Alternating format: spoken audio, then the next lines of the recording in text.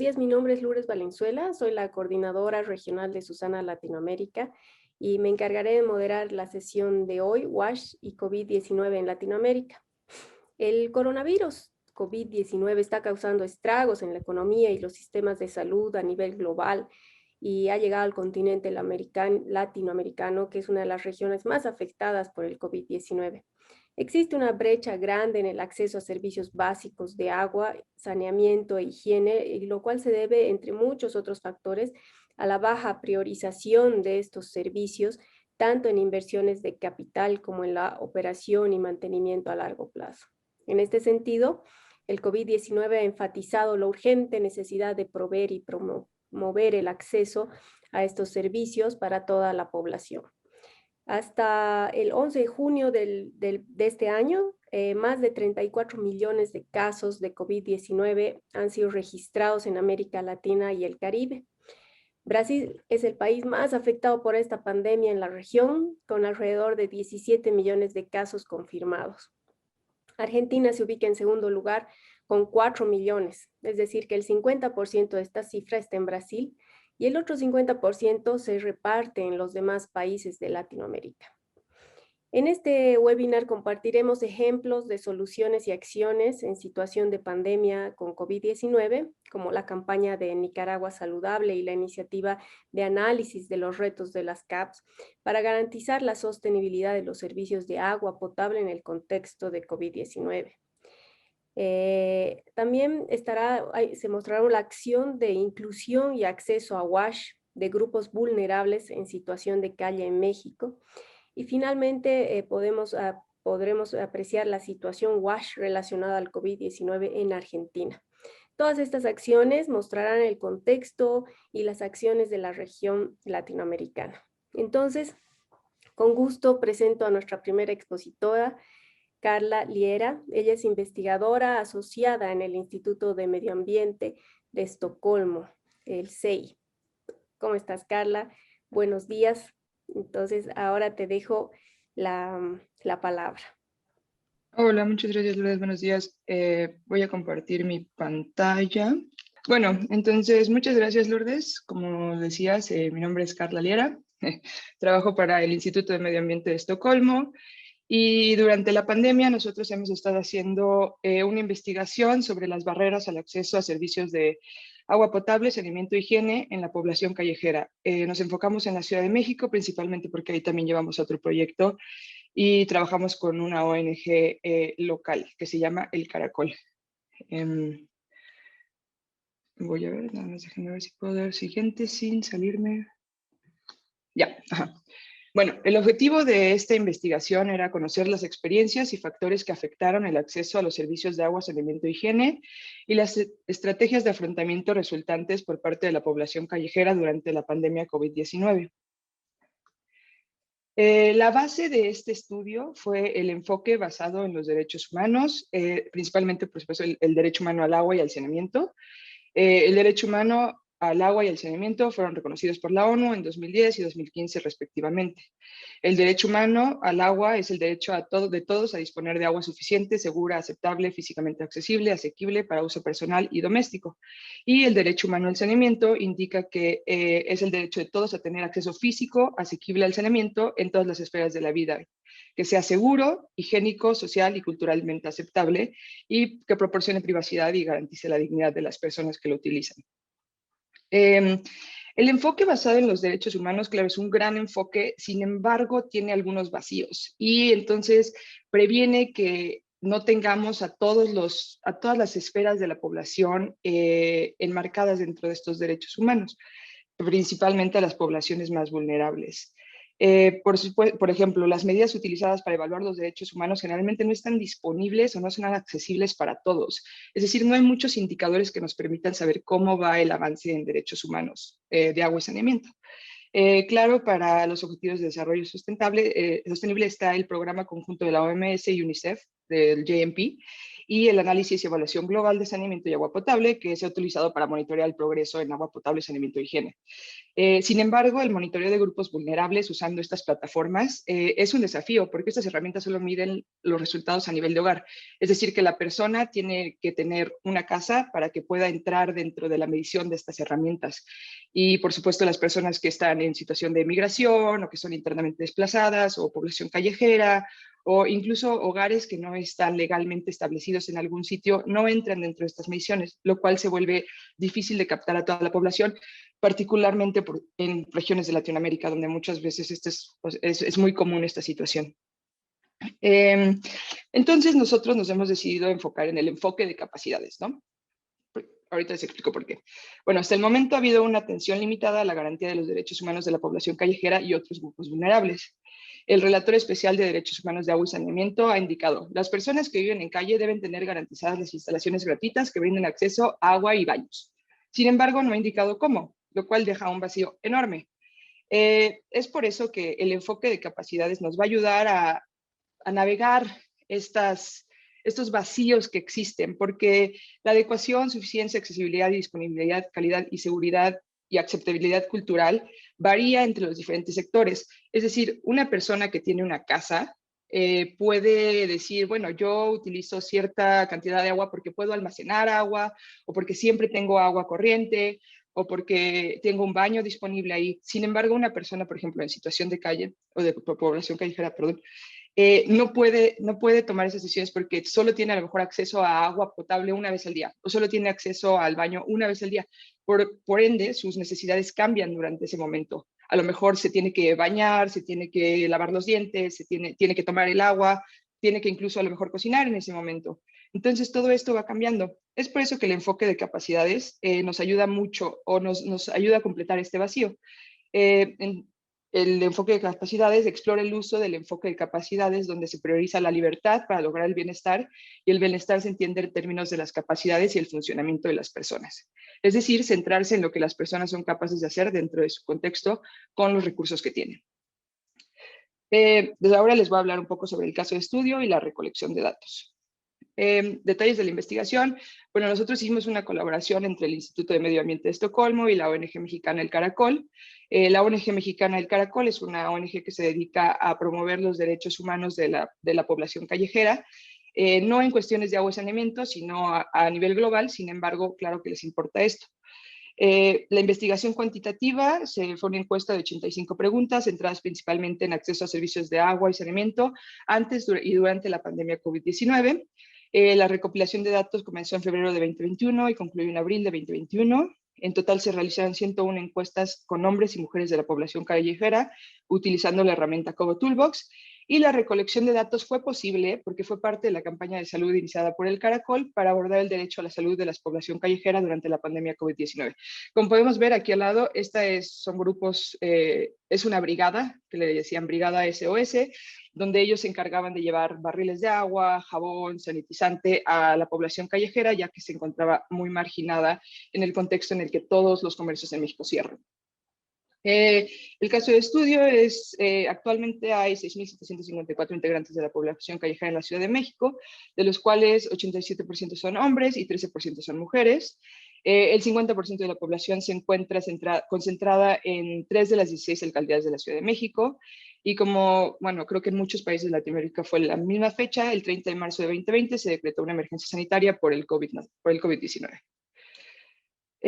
Algunos resultados del estudio se los presento en este momento. Características generales de la población. Hicimos 72 entrevistas con hombres y 29 con mujeres. 46% de esta población tenía la preparatoria terminada y 61% en ese momento contaban con un empleo informal. El empleo informal era limpia parabrisas, vendedor ambulante y recolector de PET principalmente.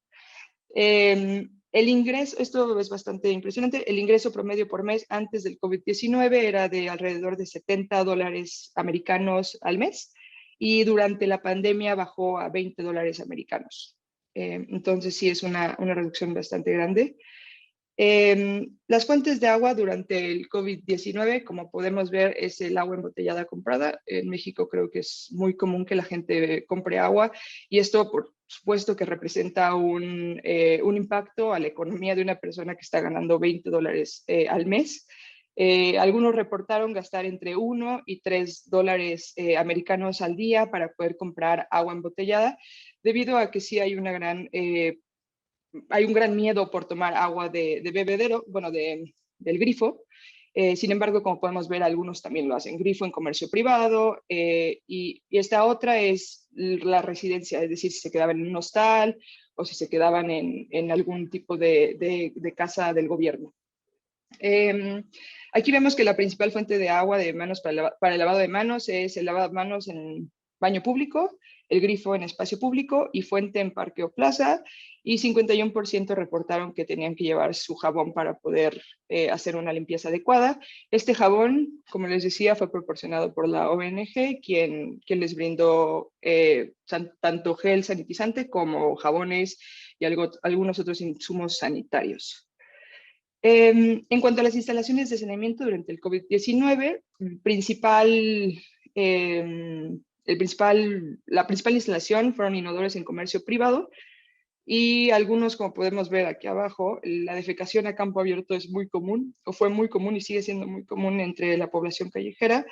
Entonces, eso se ve como un gran problema, particularmente entre los vecinos bueno, la ciudad sí, el gobierno, porque lo ven como si se les brinda un baño, va a ser un lujo. Sin embargo, no entienden que si no se les brinda un baño, las personas van a seguir defecando al aire libre. Entonces, es una cuestión que se tiene que platicar con las autoridades y con los vecinos para explicar que un inodoro no es un lujo, sino más bien un derecho humano. En fin, el 25% reportaron que no siempre pueden acceder a la instalación de saneamiento, principalmente porque la instalación estaba cerrada. Hay discriminación económica o discriminación por apariencia física. Algunos también reportaron sufrir violencia durante el acceso, es decir, violencia verbal o violencia psicológica al no dejarlos entrar a la instalación por cómo se veían o porque no tenían el dinero suficiente para entrar a él. El 33.7% reportó tener cambio en instalaciones de agua y saneamiento con el COVID-19, y 87% notaron que la nueva fuente o la instalación de saneamiento fue peor que la anterior. Algunos mecanismos de adaptación que tuvieron que tomar para poder cubrir estas necesidades tanto de agua como de saneamiento fue realizar favores sexuales para obtener agua, dejar de beber el suficiente agua necesaria o la que se necesitaba o la que se quería, guardar agua en botellas. Algunos dejaron de comer lo necesario, lo querido, porque pues simplemente si no puedes entrar a un inodoro, a una instalación de saneamiento, pues prefieres no tener que comer suficiente y comer lo que necesitas. Y la defecación a campo abierto, como ya mencionamos. Otros hallazgos importantes es que bueno, claro, se enfocó principalmente a agua y saneamiento la encuesta. Sin embargo, también hubo otras preguntas sobre dónde se enteraron del COVID, cuánta información recibieron, y una pregunta importante que se les hace al final es cómo han sentido que el COVID-19 ha afectado su vida. Y bueno, la mayoría reportaron que no han podido trabajar, su salario disminuyó, algunos comenzaron a vivir en la calle, pero otros regresaron a vivir en la calle, como muchos hostales y como pasaba en muchos lugares de Latinoamérica y el mundo, creo, cerraron sus puertas porque simplemente pues, no querían propagar más el contagio del virus.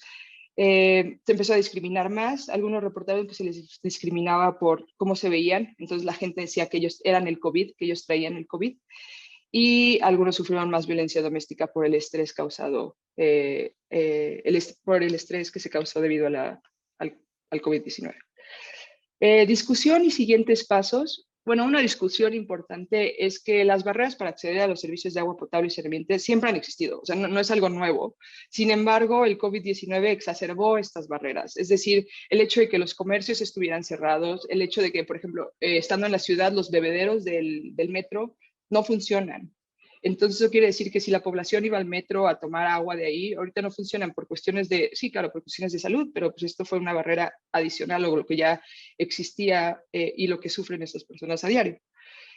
Muchos servicios de agua y saneamiento que normalmente están disponibles para la población callejera fueron cerrados, se encuentran parcialmente abiertos, lo que les mencionaba ahorita. Los mecanismos para hacer frente a los cambios en servicios de agua potable y saneamiento han llevado a personas de la población callejera a ponerse en riesgo, como veíamos, tener que realizar favores sexuales para poder obtener agua.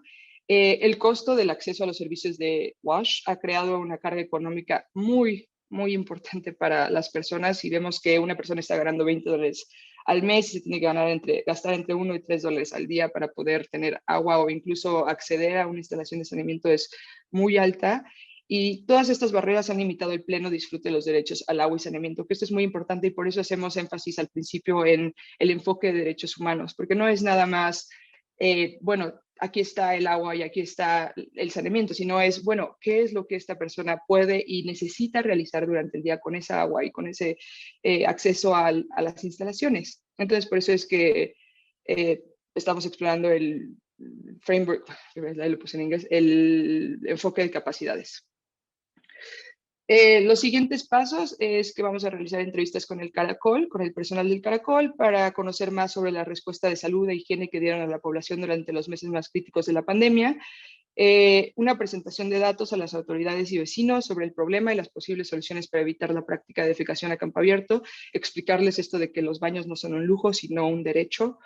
Creación de material educativo para la población callejera sobre el derecho al agua y al saneamiento, es decir, si a ellos se les niega el acceso a una fuente o a un grifo, ¿cómo ellos podrían defender este derecho?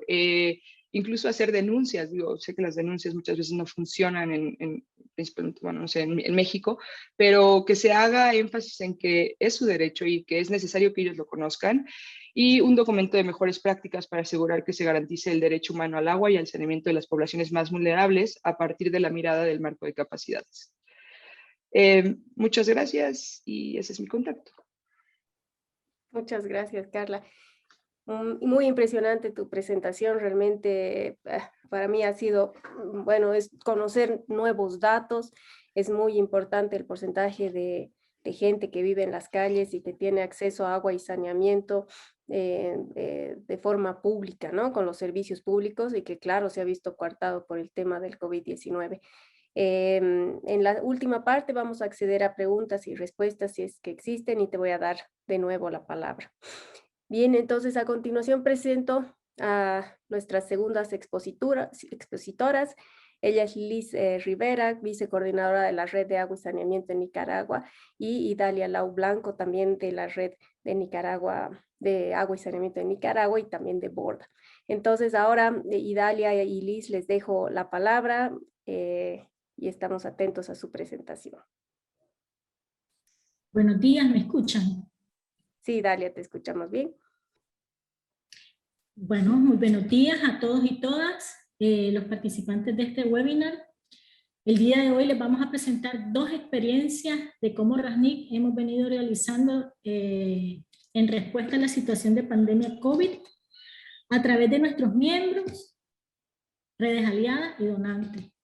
La primera es una iniciativa denominada Campaña Nicaragua Saludable y la segunda es un estudio de retos y desafíos para el tema de CAPS vinculado a COVID-19 y a otro tema que nosotros vemos interesante aquí en Nicaragua, que es el tema de la gestión de riesgo.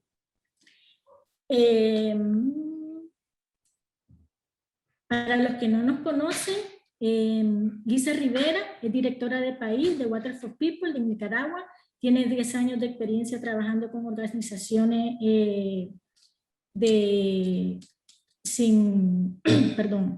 regional e internacional. En Water for People actualmente maneja todos los aspectos de la implementación de programas nacionales en agua y saneamiento y mercado, así como iniciativas de fortalecimiento de WASH nacional.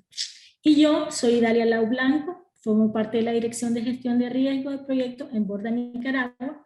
Tengo más de 6 años de experiencia trabajando en el sector WASH y más de 15 años en proyectos vinculados en ambiente y cambio climático, de formación arquitecta, y actualmente tenemos es el organismo hospedero Borda de Nicaragua, y les voy a presentar, a mí me toca presentarles lo que es la campaña saludable.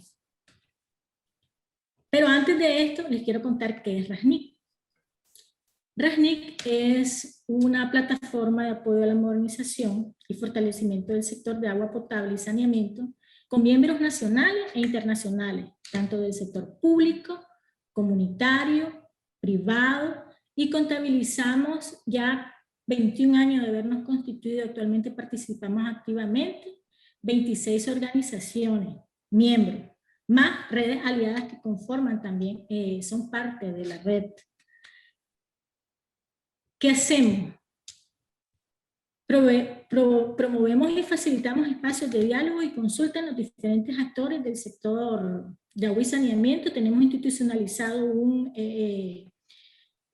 evento nacional que le llamamos Nicaraguasán. Aportamos a la gestión del conocimiento, contribuimos a procesos de incidencia en las políticas públicas para el desarrollo del sector, además de que promovemos espacios para garantizar el acceso permanente, de calidad, con enfoque de integralidad a los servicios de agua, saneamiento, especialmente a la población rural y periurbana del país. Ahora sí les voy a presentar la campaña Nicaragua Saludable.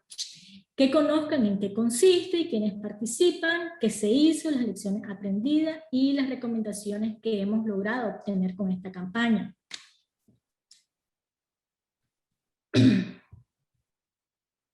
La campaña Nicaragua Saludable nace a partir de una situación de pandemia, el COVID-19. Ya Carla Lieria nos dio una vasta información en el caso de México, cómo fue la situación, y eso se ha repetido en todos los países de Latinoamérica y Centroamérica. Entonces, no estamos ajenas a esta situación de pandemia global.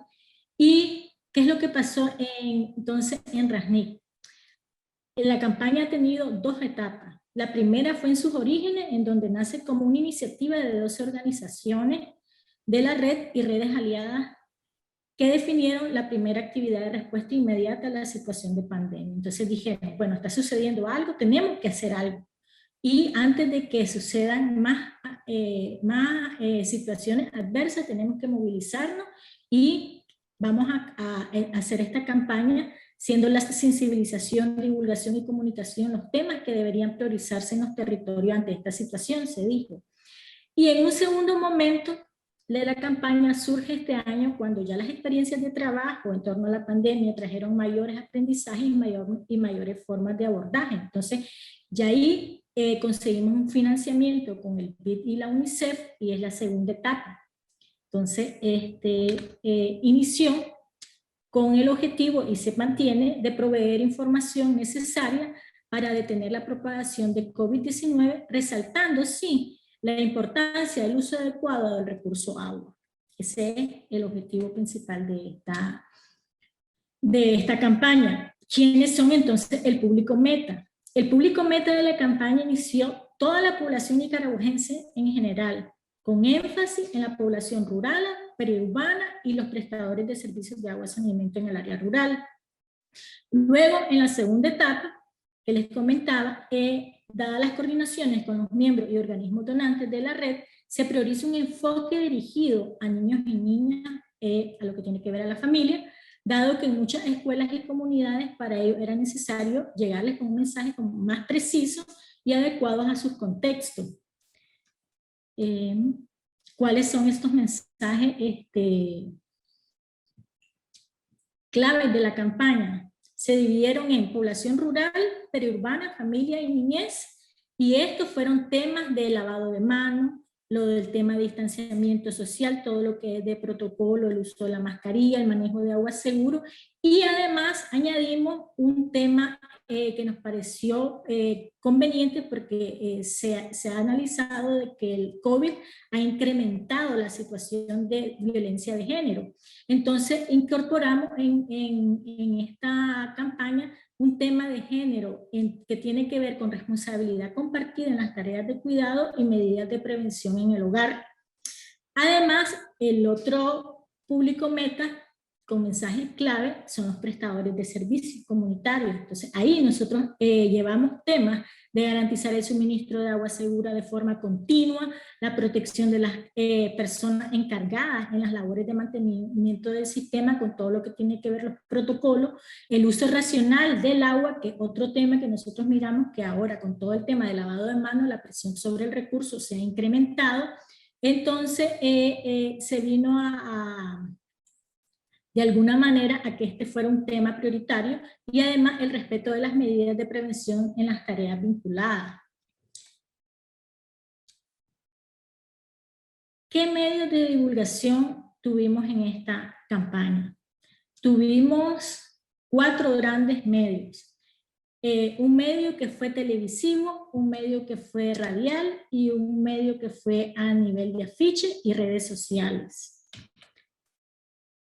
En las redes sociales nosotros compartimos a través de la red Socio y otras redes aliadas en LinkedIn, Facebook, página web y WhatsApp institucionales de algunos grupos que se tienen ya de trabajo, mensajes alusivos como lavarse las manos, los comités de agua cómo pueden trabajar de manera responsable en el tema con los protocolos, temas alusivos. Esta es parte de la primera campaña. Igualmente se habló todo lo del sistema de desinfección para el agua, para convertir el agua tratada a segura, y si ustedes ya se fijan en esta última ya cambia la imagen, ya ustedes ven que hay más color, hay más figuras, porque esta es la que va dirigida a la niñez. Entonces se miran las diferencias entre los públicos meta para alcanzar de alguna manera el objetivo que nosotros pretendemos. Entonces ahí se mira como el uso del agua limpia, cómo se desinfecta, cómo prevenir el COVID y cómo podemos ayudar desde nuestros hogares a trabajar con los niños en escuela también. Igual se imprimieron afiches.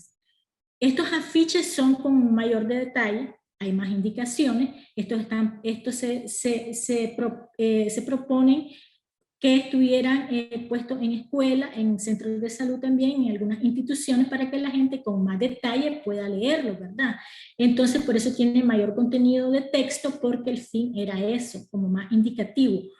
Consejo para el manejo seguro del agua, para el consumo humano, las medidas de prevención de coronavirus, porque hubieron un montón de sinnúmeros de informaciones que atacaron a la gente y después no se sabía qué era lo que se tenía que hacer. Entonces se brindó información de esta manera y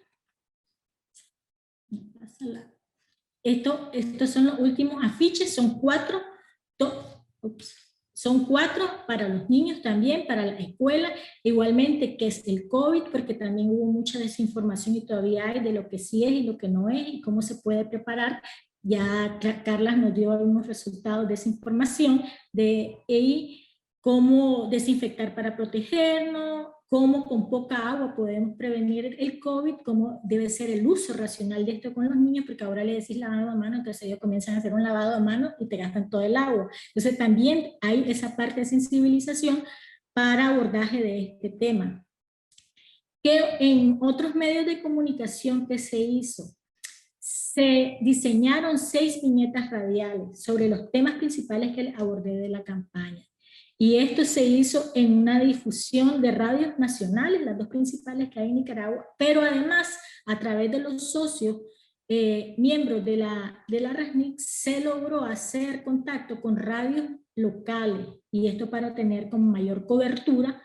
¿Y qué es lo que digamos ahí? No todo el mundo, por lo menos en las zonas rurales de Nicaragua, tiene el acceso al internet, tiene el acceso a llegar a lugares urbanos que puede tener mayor facilidad de información, pero las radios locales sí le llegan a sus sitios, a sus territorios. Entonces vimos que hay como mayor alcance también, no solamente la parte de afiches, redes sociales. Y el otro tema fue la parte televisiva. Miembros de RASNIC también llegaron a hacer campaña a la de mayor difusión de lo que es la campaña Nicaragua es saludable y en qué consiste este trabajo y lo que andamos promoviendo. Hay algunas lecciones y recomendaciones que les queremos brindar que son de manera general y que de alguna manera hemos tenido para el trabajo con la campaña. Realmente nosotros nos fijamos de que sí, fue una iniciativa de articulación de socios que brindaron una respuesta inmediata, y esto vimos que es un factor determinante que luego hizo que otros actores también se estuvieran interesados. Entonces vimos que en el momento oportuno organizaciones como El Porvenir, Water for People, WaterAid estuvieron al tanto, y después luego otras organizaciones nos sumamos a esta iniciativa que vimos de que sí valía la pena, y eso fue como un efecto multiplicador y que atrajo mucho a las organizaciones. Hay otras recomendaciones que se tiene que incorporar un proceso de evaluación también y monitoreo del alcance y grupo meta para mejorar y aumentar el impacto. Y eso es mucho lo que también Carla presentó, de ver qué es lo que hay también para saber hacia dónde va dirigido, y luego ver, en el caso de nosotros, vimos primero un público más general, después dijo, oye, los niños son los que están también de alguna manera, van al colegio, son los que se les tiene que dar, y al final son los transmisores y contagiadores a los adultos también, entonces tenemos que cuidarlos. Y la otra recomendación es definir una estrategia de gestión de actores con la búsqueda de alianza en torno a la campaña. ¿Qué es lo que ha pasado? El COVID nos saltó a todos, nos saltó de repente, fue algo así. Y entonces los fondos para campaña, fondos para prevención, fondos para el COVID no hay, porque incluso era un tema de que hasta era nuevo para las mismas organizaciones, y salió el home office y todo lo demás, y hubo un trastoque de que fue como intensivo para muchas organizaciones poder de alguna manera buscar esos fondos, pero tener algo conciso para presentar a estos aliados. Entonces, eso fue una lección y a la vez una recomendación de esta campaña que para nosotros ha sido muy interesante, y ahorita se está haciendo ya la segunda etapa, que va con unos niños. En la foto pueden ver, esos afiches son recién, y estamos ya en este proceso de esta segunda etapa. Vamos a ver en el plan de trabajo cuáles son las siguientes etapas ya para el trabajo con el tema de la campaña, y una de ellas también ha sido lo que nos va a presentar Lisa. Lisa nos va a presentar el análisis de reto de CAPS para analizar la sostenibilidad de los servicios de agua potable en el contexto del COVID-19 y gestión de desastres. Yo hasta aquí llego, muchas gracias. Al final, si tienen preguntas, las vamos a evacuar, y dejo a Lisa para que nos explique de qué consiste este análisis. Gracias. Bueno, muchas gracias, Idalia, y muchas gracias por el espacio esta mañana. Para mí es un gusto estar con ustedes. Idalia, si podemos movernos a la siguiente diapositiva. Quería primero poner en contexto, en Nicaragua nosotros tenemos un poco más del 40% de la población vive en las áreas rurales, ¿verdad? Somos un país aún muy rural, que vivimos de la agricultura, y nuestros principales commodities de exportación siguen siendo de parte de la agricultura. El segundo dato importante que quiero también contextualizar es que en Nicaragua, ¿verdad? El agua y saneamiento a nivel rural está siendo administrado por los comités comunitarios, ¿no?, de agua potable y saneamiento, que llamamos CAPS en Nicaragua, y de estos CAPS hay alrededor de 3.000 CAPS en todas las zonas rurales de Nicaragua. Y el tercer punto de contexto es que Nicaragua, aparte de haber, ¿no?, sido parte de todos los países a nivel mundial afectados por el COVID-19, también tuvimos un contexto difícil a finales del año 2020 con el golpe de 2 huracanes con una semana de diferencia en las zonas Caribe y norte de Nicaragua, que por supuesto dieron una presión adicional, ¿no?, a todos los comités de agua potable y saneamiento, y especialmente de esas zonas. Entonces, y el último punto de contexto es que este estudio o análisis para poder identificar los mayores retos de los CAPS fue una iniciativa también de la RASNIC, en la que participaron una decena de organizaciones. Hubo una primera parte de este estudio en septiembre del 2020, en donde se tomó una muestra de alrededor, que era bastante pequeña, ¿no?, que para ser estadísticamente significativa, andaba alrededor de 50 CAPS, y el objetivo era pues conocer los principales retos que se tenían en ese momento, a septiembre de 2020, contexto de COVID-19. Yo les voy a compartir algunos datos de lo que sacamos en esa primera parte del estudio. Sin embargo, y siempre en línea con lo que Idalia nos comentaba en esta situación de alianza y también de movilizar recursos, se vio la necesidad luego del golpe de los huracanes de ampliar este estudio y de ampliar también el enfoque del estudio, no solamente a los retos y también, digamos, las acciones, ¿no?, que los CAPS implementaron frente a COVID-19, sino también agregarle la parte de gestión de desastres, ¿no?, y específicamente haciendo algún análisis aparte del golpe de los 2 huracanes. El objetivo general de este nuevo estudio, que ahorita está realmente en curso, es contribuir a la sostenibilidad y resiliencia de los sistemas de agua potable y saneamiento rural, generando entonces nosotros información a través de este estudio para conocer esos retos y necesidades de CAPS en estos 2 contextos que yo les mencioné. Siguiente, por favor. Algunos objetivos específicos, además de identificar estos retos y necesidades, queremos también visibilizar las fortalezas, soluciones alternativas empleadas por los CAPS, cómo estaban ellos, ¿no?, en ciertos indicadores al momento de todos estos 2 contextos, y también identificar de qué manera les ha afectado la gestión a ellos estos contextos, así como lecciones aprendidas para poder tener insumos para las intervenciones que tengamos, tanto las organizaciones de la RASNIC, el sector público también que está asociado a la RASNIC, y también otros actores, ¿no?, del sector agua y saneamiento. Siguiente, por favor. Aquí les comparto algunos datos de los retos identificados en el estudio del 2020, la primera parte que yo les comenté, que ya se realizó en septiembre, y podemos identificar 2, que uno era pues la demanda incrementada del agua, y quería aquí hacer notar que en muchas zonas rurales, pues y creo que Carla lo mencionaba también, que no es ajeno, ¿verdad? En otros países hay una disponibilidad de agua bastante intermitente, y especialmente en las zonas del corredor seco. Incluso hay días que sí hay agua, días que no, y solo por unas cuantas horas. Entonces, bueno, las campañas y los mensajes realmente no aplicaban a estas personas y poblaciones donde no tenían el agua disponible todo el tiempo. Entonces había una demanda que fue bastante difícil de satisfacer, como vemos, era como uno de los principales retos, y el segundo era la morosidad, ¿no? Disminuir la morosidad se volvió mucho más difícil porque los CAPS administran, ¿no? La ideal de los CAPS es que sean unas unidades autosostenibles, ¿no?, financieramente.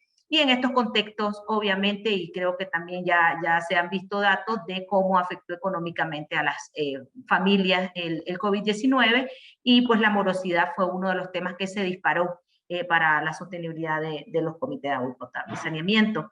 Siguiente, por favor, Idal. Bueno, de estos retos anteriores, creo que los que se agudizaron son estos mismos 2, ¿no? Antes del COVID-19 ya eran retos importantes, se agudizaron en el contexto del COVID-19. Siguen siendo estos 2, y a esto se le suma el incremento en los costos de energía, ¿verdad? Que fue identificada también por los comités de agua y saneamiento. Adelante, Idalia. Y bueno, también en cuanto a cuántos de estos CAPS habían tomado medidas específicas en el contexto del COVID, pues una gran mayoría, el 84%, tomaron medidas importantes para hacer frente a la pandemia, y el 15% pues no tomó ninguna medida. Pero esto pues nos da un dato importante de la autonomía, de la creatividad, ¿verdad? Y obviamente de saber de que aunque estén en los sectores rurales, pues la información de la pandemia llegó hasta esos lugares, y las medidas pues fueron impulsadas, especialmente pues por estos líderes comunitarios que son los CAPS. Adelante, dale, por favor. Y bueno, en cuanto a las principales medidas que podemos notar, tenemos, bueno, el lavado de manos es la principal medida, siempre obviamente con las limitaciones que conlleva la zona rural, el distanciamiento social, el uso de mascarillas y la sensibilización y prevención, entre otro número de medidas, ¿no? Que se puede ver que fueron diferenciadas y en un gráfico bastante plano, porque cada CAPS no están todos organizados ni a niveles tampoco regionales ni a nivel nacional. Entonces cada CAPS según su contexto tomó las medidas que ellos consideraban pertinentes en su comunidad, ¿verdad? Adelante, por favor. Ahora, este estudio ampliado lo hemos iniciado en junio del 2021. Les estoy mostrando aquí, valga la redundancia, la muestra del total de población. Vamos a entrevistar a más de 300 CAPS a nivel nacional. Y no solo el número de muestras incrementado para este nuevo estudio, sino también el alcance, ¿no? En cuanto a regiones, nosotros tenemos distintos contextos también en la zona Pacífico, zona Caribe, zona Corredor Seco y las zonas fronterizas también con Costa Rica. O sea, hay diferentes contextos que nosotros queremos identificar también las diferentes medidas, los diferentes retos, ¿verdad? Y las diferentes situaciones, ¿no? Que han ocurrido en estos dos con estos dos factores, ¿no? De COVID-19 y huracanes. Aquí también mostramos las organizaciones que están participando en este estudio, ¿verdad? Que ha sido súper importante. Recalco el tema de alianzas para poder llevar a cabo este tipo de iniciativas. Siguiente, por favor. Dale. En esta segunda parte, bueno, también contamos con apoyo de otras organizaciones como el GIZ, ¿verdad? Que no está dentro de la red de agua y saneamiento, pero que es un actor también relevante y con experiencia en el trabajo con estos comités de agua potable y saneamiento, que ellos también van a apoyar de alguna manera el estudio, con entrevistas a profundidad y con otro tipo de coordinaciones, ¿no? A nivel de los territorios donde ellos trabajan. Adelante, dale. Nosotros el programa que tenemos para este estudio es finalizarlo a finales de septiembre para poderlo compartir en un documento y también un webinar con todo el sector de agua y saneamiento de Nicaragua. El objetivo al final es poder guiar, ¿no? Las acciones de acuerdo a las regiones donde las organizaciones o el gobierno trabajan de acuerdo a los retos que se han identificado, ¿no? En este estudio. Hay retos que ya el sector los maneja desde hace años, pero será interesante, ¿no? El reto financiero, pues, es el número uno. La autosostenibilidad financiera de los comités es el reto número uno, que creo que incluso es común a nivel centroamericano, pero estos otros retos, aparte del financiero, es importante ver cómo han innovado, cómo han solucionado estos comités, y podría darnos también una guía a las organizaciones y sector público para nuevas acciones enfocadas en los próximos años, tomando en cuenta estos dos temas transversales, COVID-19 y gestión de desastre.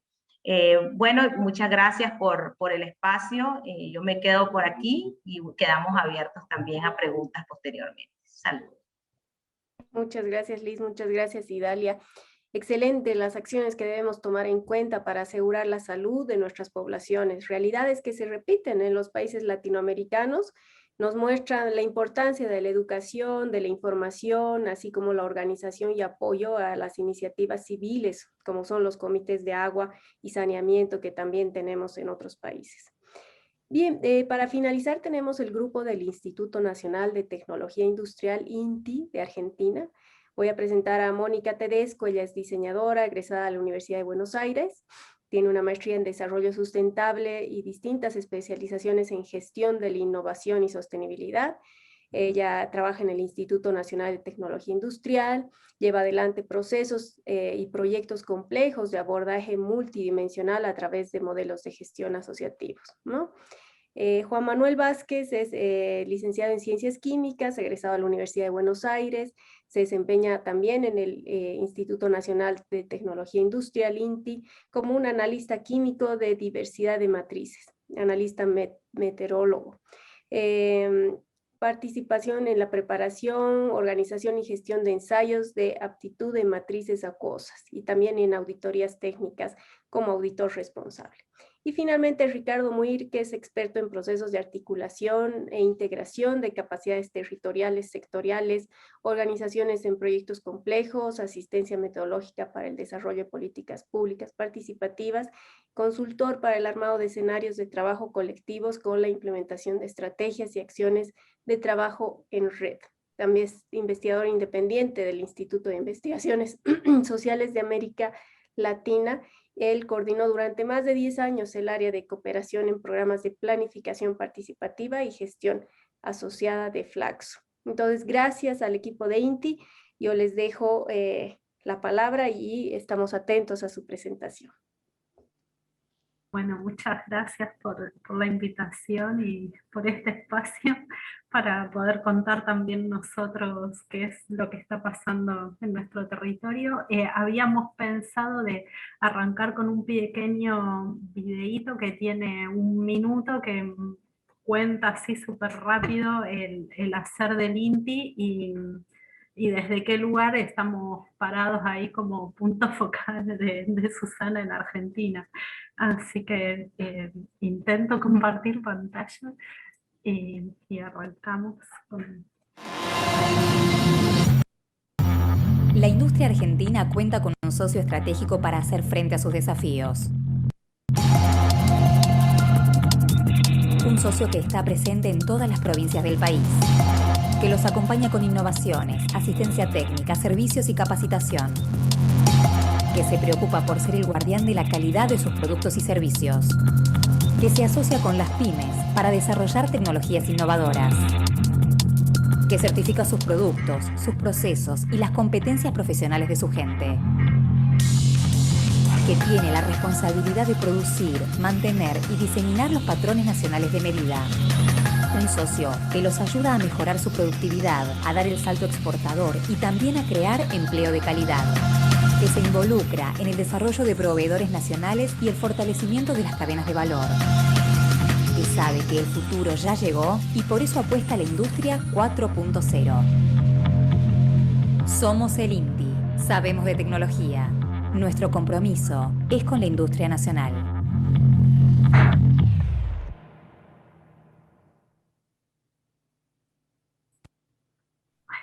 Ahí está.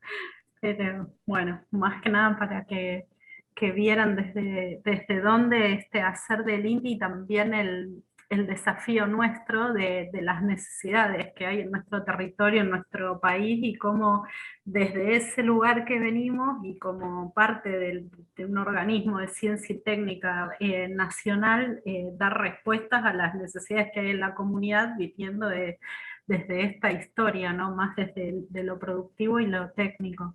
Ahí va. Está perfecto. Ahí va.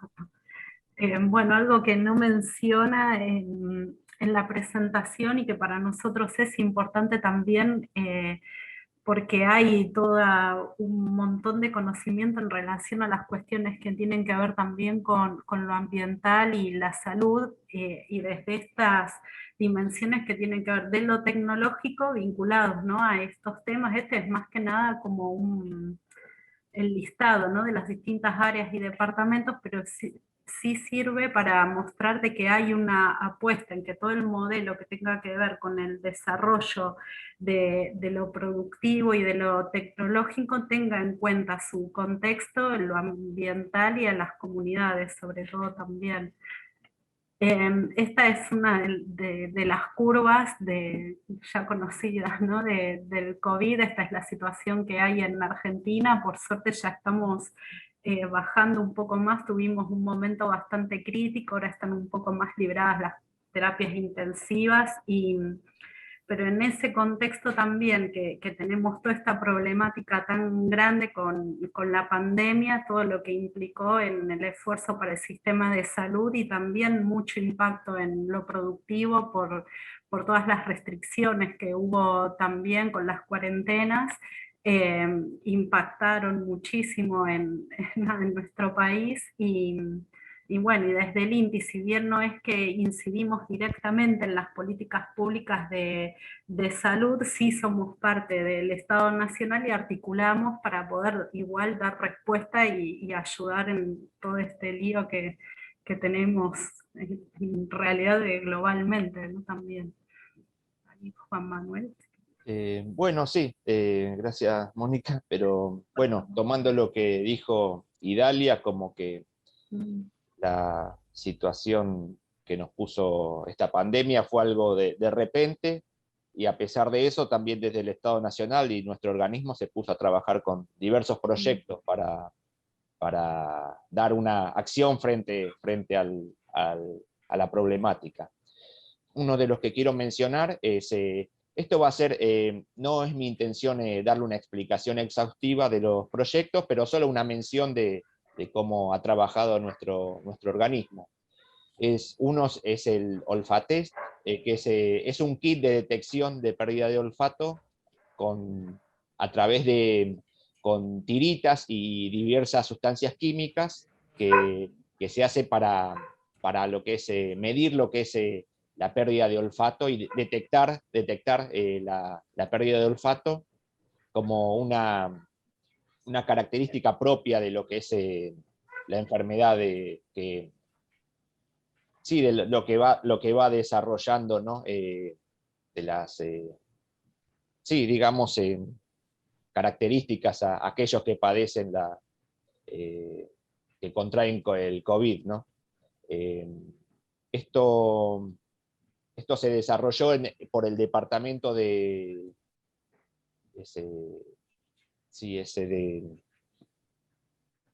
vida útil y de INTI. Después otro trabajo en el que se estuvo desarrollando es el desarrollo de nanopartículas aplicados hacia telas destinadas a la confección de barbijos. Estas nanopartículas lo que buscan es bajar la carga viral y bacterial de las telas. Otro proyecto en el que se trabajó es el equipo de ventilación alternativo, denominado EVA, en el cual han participado diversos sectores de INTI, y lo que hace este equipo, al estar en este contexto de pandemia, y los respiradores alternativos y los centros de terapia intensiva se encuentran saturados, este equipo lo que hace es sostener con vida a un paciente hasta que pueda acceder a un equipo, a un respirador convencional. Esa es la idea. Se fabricó y se está fabricando íntegramente en nuestro país, y como ejemplo, como destacable de esto, son requerimientos muchas veces desde el sector privado hacia el Estado, requerimiento de asistencia. Eso es lo que es destacable, y la respuesta que pudo dar nuestro instituto. El siguiente, Moni. Bueno, y desde cómo nos ligamos nosotros también. Yo creo que hay mucho camino para recorrer en cuanto a lo que es el tratamiento, el saneamiento sustentable. Crear en base a lo que explicó Mónica, de diversas áreas que tenemos. Yo creo que un punto fuerte sería como tratar de articularlas y tomar conciencia, ir avanzando, crear espacios de articulación para avanzar en lo que es el saneamiento sustentable. Dentro de las fortalezas encontramos 3 en nuestro instituto, que es el sistemas de tratamiento y sistemas de tratamiento de efluentes. Tenemos mucha experiencia en asistencia, tenemos personal formado, es requerido tanto por industrias como requerimientos a niveles municipales. Incluso a nivel internacional tenemos una amplia experiencia en nuestros profesionales. El INTI también ha participado en proyectos de acceso al agua segura, sobre todo en áreas desfavorecidas de nuestro país. Hay un proyecto de construcción de dispositivos para aplicación en áreas rurales de la provincia del Chaco, para para vendría a ser disminuir el contenido de arsénico en agua, porque en nuestro país, grandes regiones de nuestro país se encuentran el agua disponible, se encuentra contaminada con arsénico, pero es una contaminación de tipo natural, geológica. Entonces esa es una gran problemática que contamos en nuestro país, ¿no? Con grandes concentraciones de arsénico en las aguas. Después lo que es también, como otro punto de fortaleza que tiene nuestro instituto, es el monitoreo de los sistemas de provisión de agua. Ha habido un proyecto de monitoreo del río Uruguay, producto de un litigio que tuvimos con unas pasteras. Se encargó al INTI el monitoreo al nivel del nacional, se nos encargó el monitoreo del río.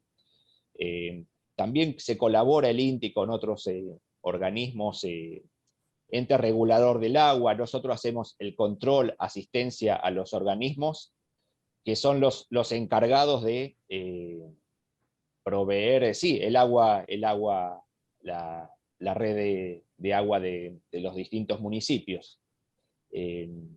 Así que bueno, eso es lo que queríamos decir. Contamos desde nuestro organismo con puntos fuertes en lo que es el tema de saneamiento. Dejo el siguiente. Y bueno, estas serían ya como las líneas que estamos iniciando, ¿no? Más de ir avanzando por esto que estábamos planteando también. Hay todo un saber que ya es de más de tecnologías maduras y que tiene que ver más con la tradición del INTI, y a su vez está esto de como organismo público y la realidad también que tenemos, de qué manera podemos poder empezar a poner todo esto en juego para mejorar la calidad de vida de las personas. Y en ese sentido, empezamos ahora, hubo una convocatoria del Ministerio de Ciencia y Técnica de Argentina para, ante toda esta situación tan crítica que estamos viviendo, que se llama Argentina contra el Hambre, que son fondos del Estado Nacional que se asignan a los distintos organismos para desarrollar proyectos que hay que ejecutar en un año, justamente porque están destinados a poblaciones que están en situación muy crítica. Entonces, bajan los fondos y hay que empezar a ejecutar y se tiene que ver el resultado prontamente. Bueno, y el INTI en eso ganó 2, son proyectos competitivos. Uno tiene que ver con esto del acceso al agua y está destinado a poblaciones rurales, sobre todo indígenas, más en el norte de nuestro país, y criollos también. Y por otro lado, también en los barrios del conurbano, que son todos los asentamientos que están sobre todo en la periferia de Buenos Aires, que estamos hablando de millones de personas que no hay una infraestructura para acceder al agua y saneamiento, muy en línea con lo que contaba también, ¿no, Carla, al inicio, ¿no? Y bueno, y también lo que tiene que ver con la gestión comunitaria del agua. Hay un proyecto en Entre Ríos con una cooperativa. Por otro lado, estamos recibiendo muchas demandas de los que son los municipios o comunas pequeñas. Hablamos de 3.000, 5.000 habitantes, que ya por las mismas características del terreno saben que no va a haber acceso a sistemas centralizados ni vale la pena, pero están necesitando de todo el respaldo técnico para poder habilitar otros tipos de tecnologías y en simultáneo ir trabajando en todo lo que tiene que ver lo formal. Para nosotros son las ordenanzas de cada uno de los municipios que pueda habilitar que otras formas se implementen localmente, porque si no, cada vez que habilitan las obras, el mismo Estado, las exigencias que pide para agua y saneamiento son tecnologías que ya sabemos que van a traer problemas al final. Y a su vez también recibimos estas demandas de grandes, ¿no? Como en la cuenca Matanza-Riachuelo, que son territorios también muy complejos, porque tenemos todos estos asentamientos en los bordes de la cuenca, y a su vez las industrias volcando los cuerpos de agua, nada, sustancias que no están buenas, y bueno, y todas las acciones que se están haciendo, claro, para eso, como para que todo lo que se vaya virtiendo en el río esté en los parámetros que corresponden, y bueno, y a su vez las poblaciones que están desvinculadas de todos los sistemas de saneamiento tengan su forma de tratar sus efluentes domiciliarios también. Donde más fuerte vinimos trabajando fue sobre todo en la parte de los sistemas de saneamiento seco, fue por donde empezamos a despuntar más esta línea. Y bueno, y sobre todo en estaciones de servicios, YPF es la petrolera nacional que está en todo el país, y en los lugares donde no hay conexión optaron por todos estos sistemas que no usan agua, y eso fuimos impulsándolo nosotros junto con ellos, o las mismas bases que tenemos en la Antártida, que tienen que derretir el hielo para poder descargar los baños.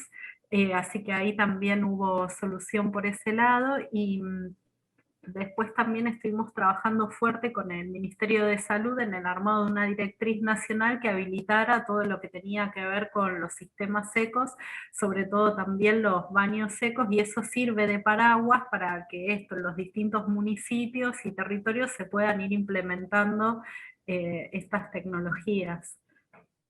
Y bueno, y todo esto tiene una forma de hacerse que ahí sobre todo el que la tiene clara más Ricardo para contarnos.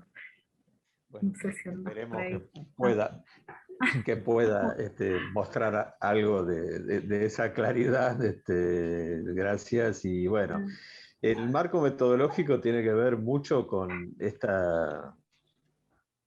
tratar de articular que decía Juan, y lo que se viene planteando como necesidad básica de toda esta gestión, que es ese modelo de articulación de actores políticos, técnicos, académicos, productivos y comunitarios.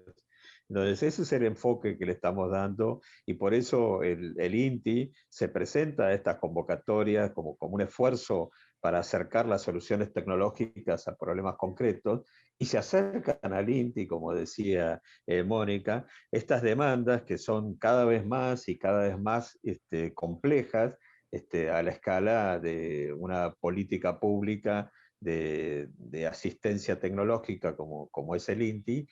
Pero la verdad es que lo que queremos realmente, Mónica, Juan y yo, a través de esta oportunidad, es agradecer la posibilidad de formar parte de esta red como política pública, porque así queremos dejar muy claramente que nos vinculamos desde un Estado y desde una política pública a nivel estatal que ya lleva 60 años de desarrollo en el país, pero es clave algo que decía Carla allá un poquito al inicio, cuando ella planteaba estas, digamos, aspiraciones, objetivos de garantizar que las instalaciones comunitarias brinden acceso al agua y a los baños, y ella decía muy certeramente, no indica el cómo, ¿no? Esta es la extraordinaria experiencia que se puede hacer, porque el INTI trabaja en el cómo, precisamente como asistencia de poner a disposición de recursos tecnológicos ante las políticas públicas y llegar a la población. Pero para nosotros estar vinculados a la alianza y estar formando parte de la red es la posibilidad de mejorar cómo, y esto es fundamental, porque lo que estamos estamos aprendiendo, y en este webinar concretamente, de coordinar experiencias de evaluación, como las que se presentó en primer término, y de sensibilización. O sea, nos da herramientas para trabajar hacia, como decía Mónica, hacia los obstáculos más concretos que tenemos como política pública. Primero, los normativos, que ese es un capítulo que venimos trabajando y venimos pidiéndole a la alianza que nos asista en ese tema, y los que estamos viendo, ¿no? El cambio cultural y la acción solidaria, que está buenísimo que sea solidaria, pero necesita de recursos para su sostenibilidad como acción. Así que para poder realmente aportar innovación, es que la coordinación de estas experiencias de evaluación, sensibilización, nos permite trabajar ese cómo vincular el desarrollo tecnológico con necesidades y soluciones de cuidado, tanto en la salud como en todo lo que sea el saneamiento y el acceso al agua. Así que lo que aspira a la institución al presentarse y formar parte de esta red es, si se quiere humildemente, hacer un recurso de la red. Quisimos presentar estas posibilidades para ver si podemos ser útiles en este proceso de articulación con esta mirada, esta dimensión regional, y pensar en conjunto, y esto lo ofrecemos como propuesta desde el momento en que estamos y de las situaciones en que estamos en todos estos desarrollos en relación al agua y al saneamiento. Lo que tenemos lo ponemos al servicio de la red y esperamos ser útiles en todas las interacciones que podamos tener de aquí a futuro, y desde ya agradecemos lo que estamos aprendiendo y los aportes que recibimos para mejorar en el cómo implementar las políticas públicas y asistir al Estado, a los privados y llegar a la población. Muchas gracias al equipo de INTI. Realmente muy necesario evaluar el contexto de nuestros países y con las capacidades y creatividad adecuada a nuestras realidades, ¿no? Ayudando a dar soluciones y sobrellevar estas situaciones críticas que nos ha traído la pandemia. Y muy importante este trabajo de INTI en Argentina, que puede influenciar además a los demás países latinoamericanos. Bien, hemos visto el tema de los grupos vulnerables, las limitantes de acceso a agua y saneamiento, cómo podemos practicar la inclusividad en nuestros países. También hemos visto el tema de educación e información, así como gestión de desastres para apoyar a nuestros comités de agua potable y saneamiento. Y finalmente, la importancia del desarrollo y apoyo del sector industrial y la innovación de las tecnologías para asegurar salud y acceso a agua y saneamiento en nuestros países. Ahora yo les doy el espacio a nuestros participantes para sus preguntas. Entonces, por favor, levanten la mano quienes quieran participar, quienes quieran preguntar, y yo les voy a permitir la palabra. Esto porque no he visto que hay preguntas en nuestro botón del chat o de preguntas y respuestas. Entonces, en este espacio yo les daría la palabra si es que alguien tuviera una pregunta para alguno de nuestros expositores.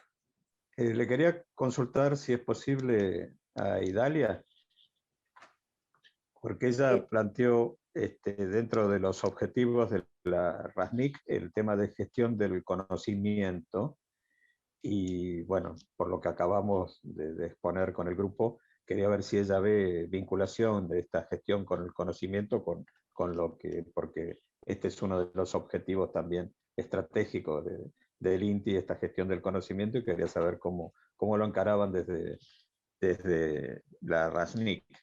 Buena pregunta. La verdad, incluso nosotros dentro de la RASNIC tenemos una subcomisión de gestión de conocimiento, y ahí tenemos vinculados varios temas. Uno de ellos ha sido también la campaña, pero también tenemos lo que es un plan nacional de comunicación, de capacidades, de gestión de capacidades. También tenemos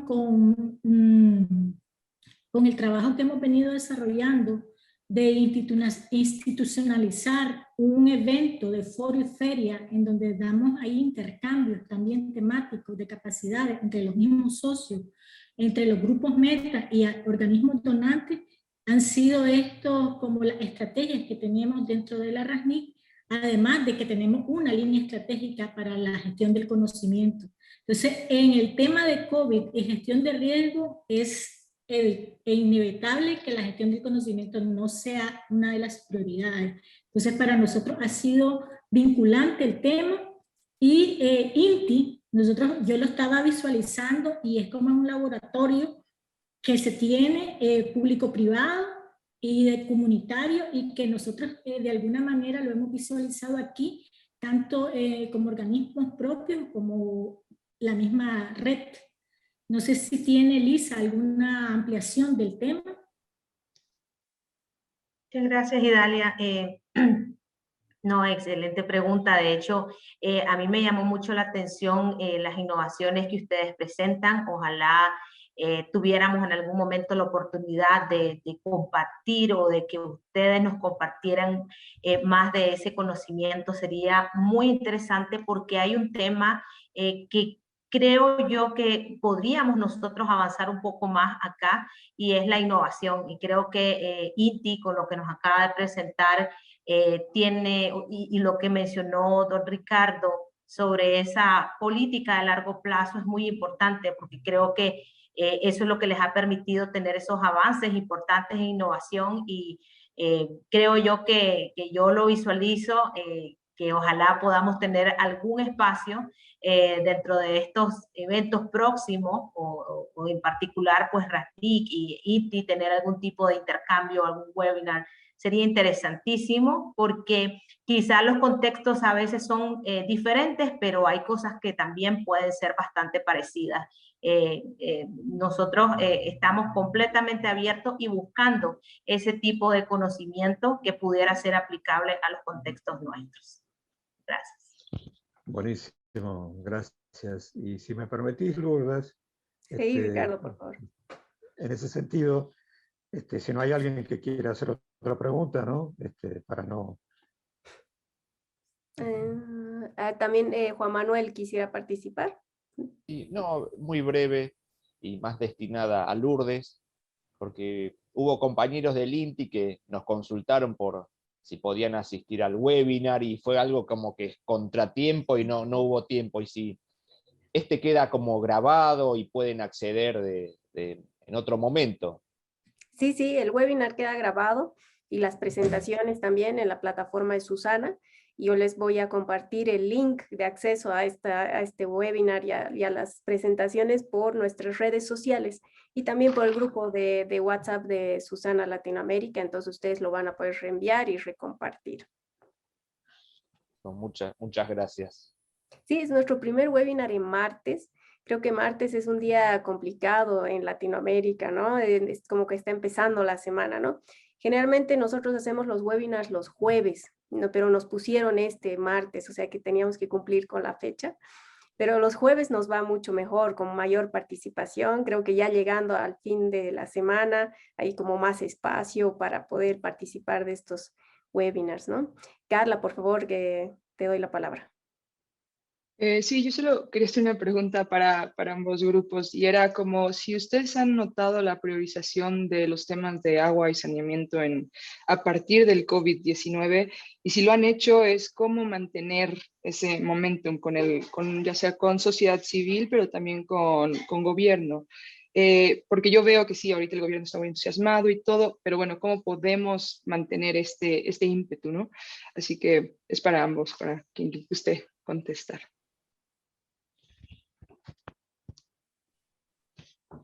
¿Quién nos ayuda con la pregunta con Carla? Porque era importante también lo que decía Carla, ¿no? Está ahí, pero ¿cómo damos el acceso, no? Eso es, exacto, hay que exacto. hacer Ese cómo, y bueno, y la vinculación de todas estas capacidades de organización social y comunitaria, y cómo también los gobiernos se vinculan a estos procesos cuando, en el caso argentino, como decía Moni, muchos están vinculados a sistemas tradicionales de saneamiento y alternativas que por supuesto no llegan ni, iba a decir totalidad, digamos, hasta a ni siquiera una mayoría de la población. Así que los gobiernos están tomando, por lo menos en el caso argentino, de manera local. Esto es interesante porque se está iniciando fuertemente un concepto desde el nivel municipio, aquí lo llamamos municipio, al gobierno de las ciudades pequeñas y grandes, ¿no? Entonces, pero los casos de las ciudades más pequeñas y sobre todo en lugares más vulnerables, porque donde la naturaleza está también siendo una demandante más, ¿no? Cómo el cuidado del ambiente también está llegado desde la demanda de la población y de los sectores sociales, que nadie ya lo puede excluir, porque es muy interesante, porque Mónica planteó ahí la articulación del INTI con la cuenca Matanza-Riachuelo. Quiero poner un poquito en contexto esto, porque la cuenca Matanza-Riachuelo es un río que atraviesa 14 municipios del Gran Buenos Aires, con una población de 7 millones de personas y con un establecimiento industrial desde hace más de 150 años, que, como no tengo que explicar mucho, en muchas de las cuencas que ustedes deben conocer, vacía todos sus residuos sin tratamiento a esa cuenca y tiene un altísimo nivel de contaminación.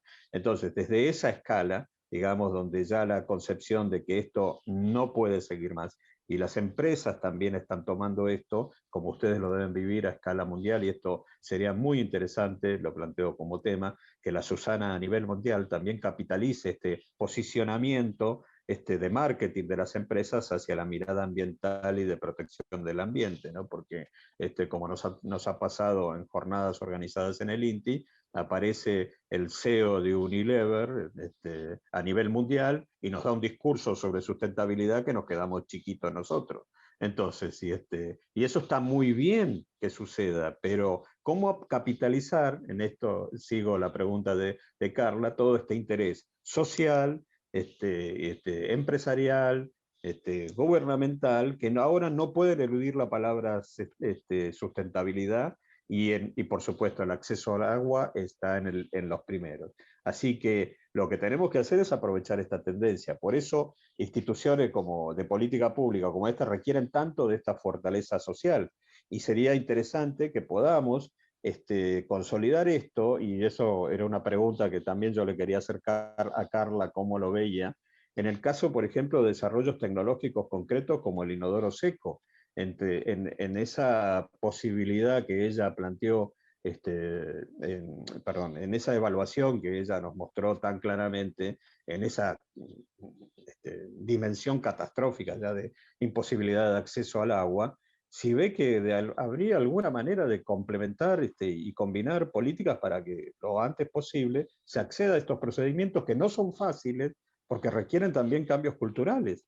Entonces, la importancia de la gestión del conocimiento en este caso, porque si ustedes saben cómo es el proceso de funcionamiento de un inodoro seco, requiere cambios culturales muy profundos. Entonces, para nosotros se resulta a veces incomprensible cómo hay cambios culturales en nuestra sociedad clase media urbana que no tiene ningún problema en agacharse a levantar el excremento de sus perros, y se le dificulta enormemente imaginarse manejando su propio excremento en un inodoro seco con un proceso totalmente limpio y que no contamina el ambiente. Es extraordinario cómo algunos procesos culturales se van dando, y entonces quería preguntar cómo veía esto, si lo veían como estratégicamente un recurso posible en todo, y combinando con toda esta campaña y esta posibilidad de sensibilización y evaluación de estos casos combinados que tenemos en la red, ¿no? Muchas gracias. De hecho, es muy interesante.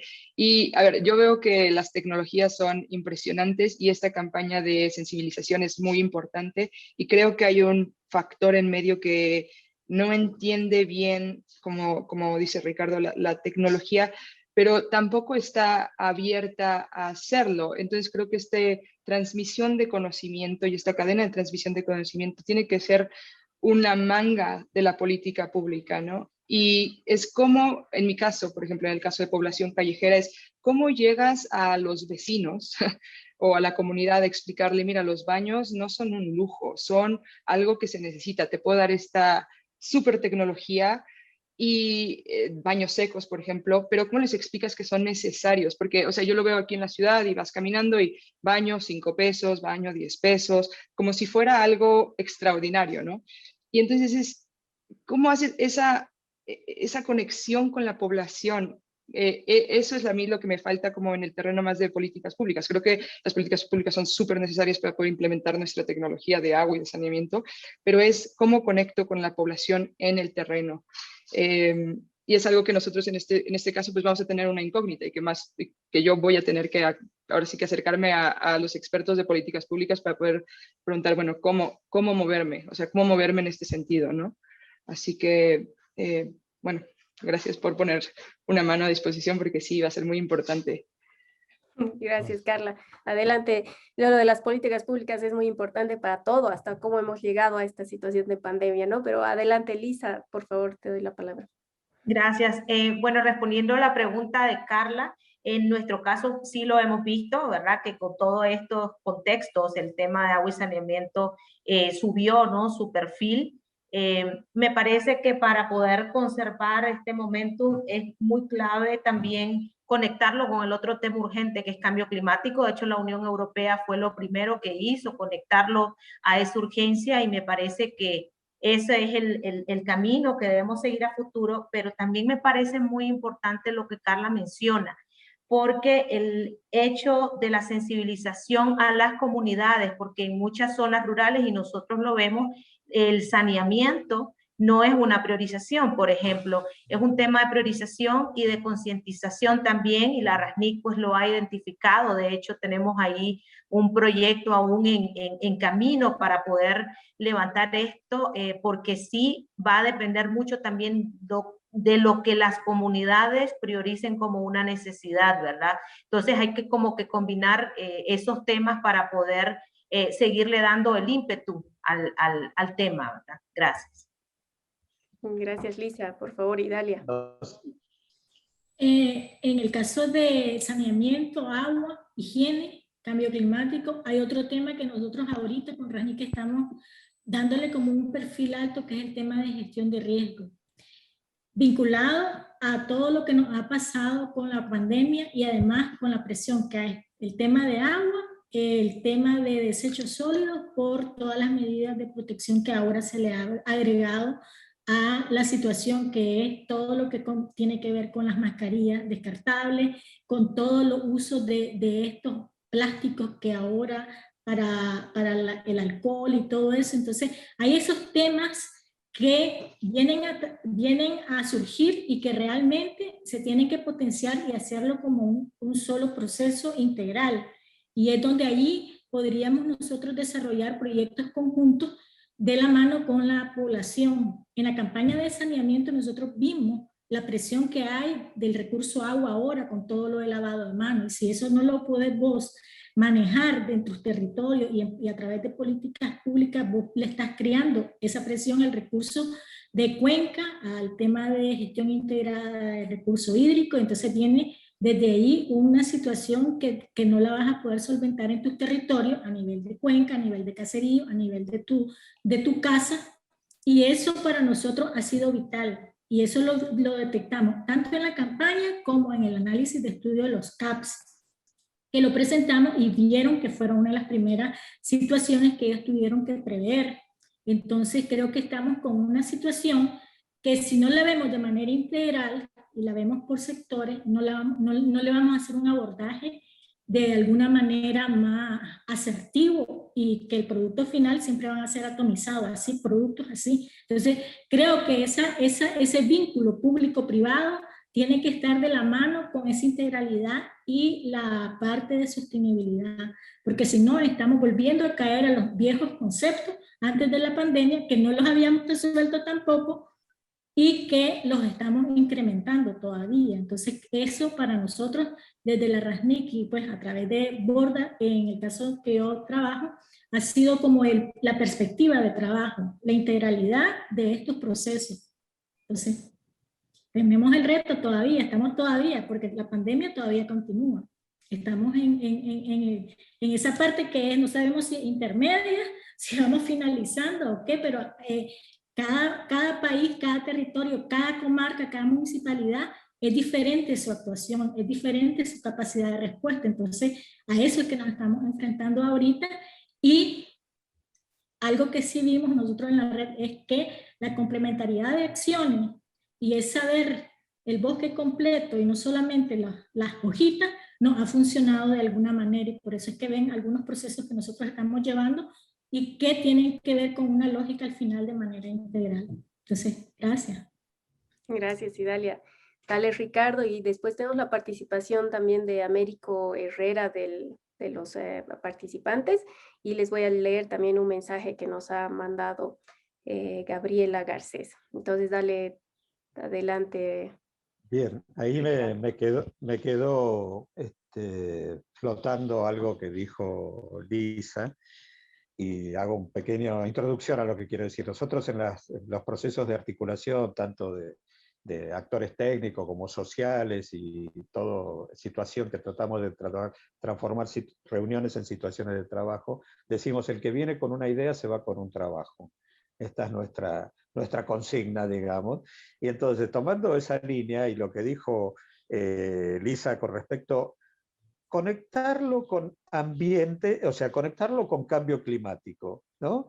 Esto es extraordinario porque si nosotros nos posicionamos, y creo que vamos a estar de acuerdo en eso con respecto a los 17 objetivos para el desarrollo sostenible, no creo que nadie esté en desacuerdo con esos objetivos.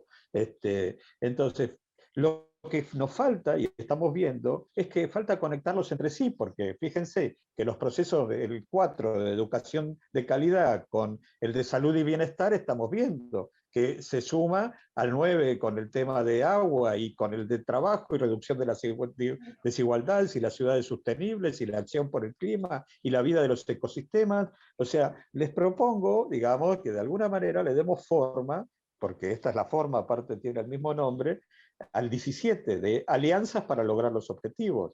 Démosle, o sea, que estas reuniones seamos eficaces en esto, en estas interacciones, porque es necesario vincular los objetivos. Y lo estamos viendo aquí. Y entonces, y esto, insisto, lo vuelvo a poner como demanda y propuesta al mismo tiempo de un instituto de tecnología a nivel nacional como el nuestro. Necesitamos tener la posibilidad de vincular los desarrollos tecnológicos con estos objetivos y con las acciones sociales, y es fantástico que lo podamos hacer a nivel regional, así que propongo, si podemos encontrar algún caso donde podamos abrir una línea de trabajo, lo hagamos. Excelente, gracias, Ricardo. Bien, ahora, Américo, voy a permitirte hablar para que nos lances tu pregunta. ¿Estás habilitado, Américo? Ok, ¿qué tal?